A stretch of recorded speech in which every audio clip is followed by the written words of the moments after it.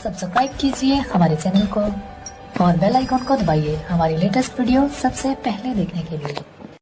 बिस्मिल्लाहिर्रहमानिर्रहीम। सवाल ये होता है कि अगर निजासत का रंग या बू कपड़े पर बाकी रह जाए तो इसका क्या हुक्म है। अगर किसी निजासत का रंग या बू कपड़े पर बाकी रह जाए तो उसका ज़ाइल यानी ख़त्म करना ज़रूरी है।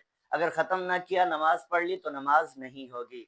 इसी तरह अगर बू तो ख़त्म हो गई है लेकिन उसका असर यानी उसका जो रंग है वो कपड़े पर बाकी रह गया है और वो ख़त्म नहीं हो रहा, उसका ख़त्म करना मुश्किल है, तो दीगर केमिकल इस्तेमाल करके उसको ख़त्म करना ज़रूरी नहीं है, बल्कि वो इस तरह ही रहने दें, नमाज हो जाएगी।